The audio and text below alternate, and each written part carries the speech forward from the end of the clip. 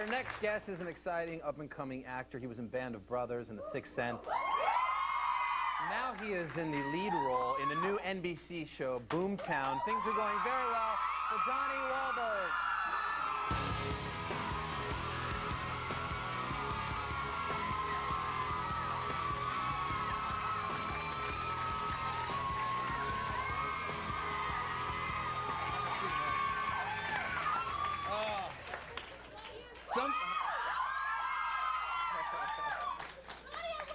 Easy, ladies, easy.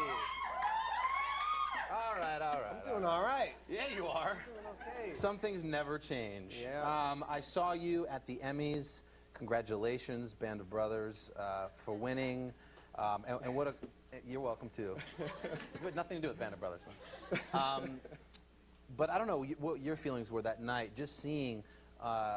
you know, the real Easy Company up there on that satellite picture of the real men. Yeah. What sort of went through your mind, at least at the Emmys? It was just a tremendous feeling of pride, really. The man that I played, Carwood Lipton, passed away a few months ago, and right. Him and I became great friends. And so I know how he felt about the project. I know how all the veterans felt, but it was sort of the closing of a chapter right. for us as actors, for all the people involved, and for the veterans themselves. It's sort of like the little star on top of the Christmas tree of their lives, you know. How did the veterans feel about they loved Brothers? It. Yeah, they loved it. I mean, they were just, most of these guys didn't share any of their feelings of what happened in the war with their families or their kids or even their grandkids. I mean, Why they never is told that? anyone. Just they're from a different generation. Well, my grandpa was a Green Beret, and I remember spending a lot of time with him before he passed, you know, wanting to learn more about his time that he spent, and he really was closed off to it. He wasn't that kind of man. It was just almost that his generation, you just didn't speak of it. And I didn't know if it was from trauma or if that was out of just the sort of courtesy of war. I think it is trauma. I think, you know, the people in that generation, the men especially, they're just cut from a different cloth. And I think because it was so traumatic for them, you know, they have such a great sense of pride. You know, anytime you speak to some of these guys, they would just cry on cue. It's just like, well, this happened, and I mean, tears start pouring out of their eyes, and they're very prideful men, you know. It's like opening up an emotional floodgate for them. Exactly. And men from that generation, they don't cry, you know. Right. And Mr. Lipton, who you mentioned, unfortunately is no longer here. How did he help you with that, if he wasn't too willing to talk about those days? Well, he was willing. That's the thing. He became willing. He opened up, you know, his life to me, all of his memories. What kinds of things would you ask him? Well, you know, sometimes it was really frustrating doing Band of Brothers because, you know, we were like real soldiers. I mean, we were grunts. We'd sit in the mud all day with our rifles and, you know, play like kick the packet of cigarettes around. We had nothing to do, I mean, but we all had to be there for the whole 9-month period. So sometimes you'd have a little line and you'd have a lot of time on your hands and you'd start thinking about it like, well, how can I make this really work and really be truthful to him? So I talked to him pretty much every night about whatever little bit I had, and I'd say, you know, what were your feelings about this guy? Do you remember him? And Carwood was really sharp. He remembered everything to the T. I mean, he remembered this guy and that guy and that guy. So he gave me so much that I could use every day. And, you know, there may be a character that nobody liked that Lipton told me, hey, I like that guy. And, you know, I didn't like the way he worked, but I liked him as a man. So I could use that every day, you know. In spending your time with the men of Easy Company, did you notice sort of a common denominator about these men in particular, about their willingness to survive from the early goings all the way through? Yeah. Was there something about, what does it say about men of that time and perhaps you know, even men of today? You know what, it's funny that you asked that question. We received an award, the Television Critics Award, a few weeks ago, and I was thinking about, as I was sitting there, they were doing a special little tribute to 9/11, and I thought about the Easy Company guys, and then I thought about all the firefighters and police officers who ran into the towers, and it became really frightening to me, or ironic.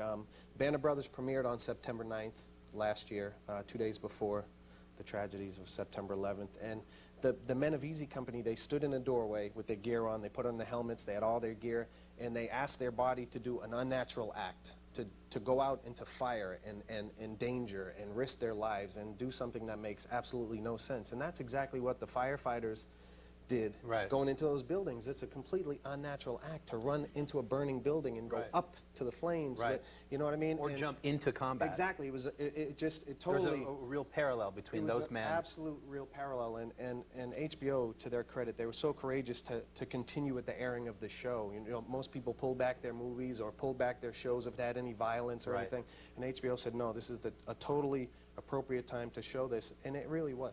Excuse me, it really was. And HBO, a network that gets tons of praise for their critically acclaimed sort of writing and presentation of shows like Band of Brothers, and there's a connection with Graham Yost, who was one of the writers of Band of Brothers, and now the creator of Boomtown, a show like an HBO quality show, yet here on NBC, which people are thrilled that broadcast television is grabbing something that is so great in Boomtown.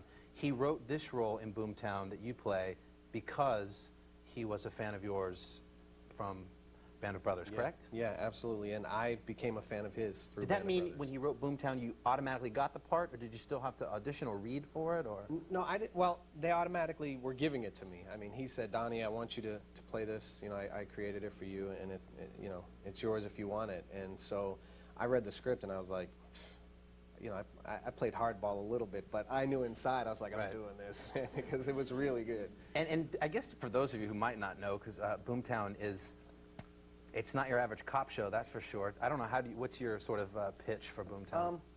Boomtown it's an LA-based crime drama, and it's told through the eyes of many people. It's told from the detective's point of view, the uniformed police officers, a DA, a reporter, and an EMT, and sometimes even the victims and perpetrators of the crimes. Right. And it's not only just a crime, it's actually real life. I mean, you and I may sit here and do this chat, and I may even say, wow, Carson was great. I mean, he was just great. And you may say, man, Donnie was terrible. He talks too much, and geez, you know, he's distracted by the girl in the second row. I mean, you know, everyone has their own truth. Right. You know, on the same situation. But you never see it because television and film, seemingly when they're shot and the way we watch it at home, is linear. What is interesting about Boomtown, and we don't see anything like this, and this is what I thought when I saw it, was it starts with an initial point, a crime, whatever it might be, and it allows the film or the scene to be looked at, like you're explaining, almost in a web, and not in a line. And you go back, but you're not going back in flashback, you're going back for a new sort of realization. Exactly, exactly. There's for anyone who didn't see the first episode, there's a really powerful moment that is made more powerful by this style of storytelling. When an EMT asks, how's my wife doing? And nobody knows what that means. And I say, oh, she's doing great. She had a little accident and she broke her glass and cut her wrist by mistake. Then I go home, my character goes home, and we find out that my wife actually tried to kill herself. And then it replays the scene from the EMT's point of view, and she says again, how's your wife doing? And I say, oh yeah, she had an accident, but now the audience knows. Right, that you didn't know. Exactly, and the EMT knew all along too, because she was at the house helping my wife when she tried to kill herself. I want to show everybody a clip of you in action. Here's a scene of Donnie Wahlberg in Boomtown right here on NBC. I gotta go. Oh, don't even think about it. I gotta get you to the hospital and check you out first. You check me out. I'm fine. Detective, you know the drill. Okay.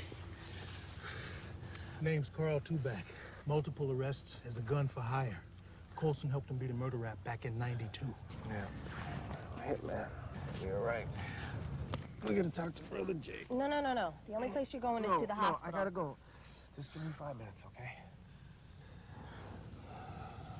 I want this one. There you go. That is from Boomtown.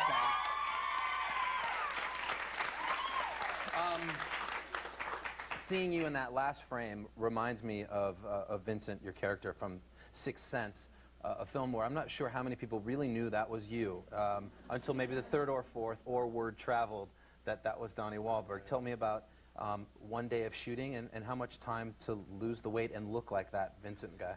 Oh man, dark memories. We did a table read, I think, 5 weeks before I was scheduled to shoot, and I remember we did a little rehearsal with Knight and Bruce and Olivia Williams, who was also in the scene, and I said, hey, you know, Knight, I think I'd like to, I actually told Bruce, I said, Bruce, I want to be naked in the scene, you know, do you think that would fly? He said, yeah, that's a good idea, man, tell Knight. And so I told Knight, and he said, yeah, okay, that's good. So I said, well, I'm going to go lose a little weight so I can look more appropriate for the part. I mean, I don't know why he gave me the part in the first place. Night Shyamalan is a genius. I just went to tell him how much I liked the script, Right. And the part was actually written for a 12-year-old boy, I think. And he looked at me and said, would you be interested in playing that part? And I said, yeah. I mean, I was like 180 pounds. I had been working out. I was totally inappropriate for the role, but he gave it to me. So I told him I was going to lose some weight, and I started, you know, the next day losing weight. How long did it take? Well, over a 5-week period, I think I lost 39 pounds. And for how long of shooting in that scene, which is pretty quick if you watch the movie? We shot for the day, whole day, maybe? yeah, for the whole day. And it was just, I didn't plan on losing 39 pounds. I just wanted to lose a little bit of weight and just go through a transformation and become closer to this character, you know. My life had been a little cushy for the last few years up until this role, and to go through and to play someone who suffered for their whole life, because my character saw ghosts the same way that the little boy did in the film. So to play someone who'd suffered so much, I had to suffer a little bit. In 5 weeks, you know, I figured that was a fair amount of suffering. But and I don't know if you did it intentionally, but what a statement to make to Hollywood, to whoever it might be, or maybe even to yourself, that Donnie Wahlberg, more than a performer, this kid can act. Right. And a sacrifice like that, at that time with The Sixth Sense, did you do that on purpose? No, I just did it because I didn't want to mess up the movie. I just said I have to be great. I have to do the best I can because this material is so great. And I knew that Haley Joel Osment was great and Bruce Willis is phenomenal, and I knew the class of people I was working with, and I said I can't not deliver, and I had to do everything I could. And so when I lost 15 pounds after 2 weeks, I said, well, I can't stop now. I got to keep going because then I won't feel this pain anymore. But I think it showed your devotion, your seriousness to the craft of acting, beyond being those cushy times. Yeah. You know, we had Joey Fatone of NSYNC on the show recently, and he, please don't applaud for him now. No, I'm kidding. I'm kidding. He did make mention, and this is the tough thing for people in those situations, is what sort of path to take. And I applaud you for yours, learning your craft and being attached to such wonderful pieces of work. And in fact, Joey did mention for Life After him and NSYNC that you were the type of model that he would like to follow.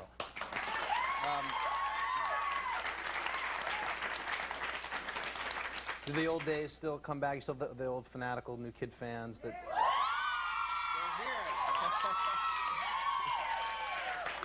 If I can add one thing, I don't want to backtrack, but if I can add one thing, a lot of times in my career, I've done things to prove to other people. You know, I produced my brother Mark's records to get the critics off my back because they were badgering the new kids. And, you know, a lot of times I set out to prove things to other people, but in the end, I think ultimately I always do prove things to myself. And that's what The Sixth Sense did, and producing records and doing all the various things I do. Ultimately, in the end, I say, wow, I didn't know I could do that, you know, and it is fun. I mean, I set out to say, yes, I can do that, but in the end, it's like, I'm really telling myself that, wow, you can do that. Let's try it again. Do some more.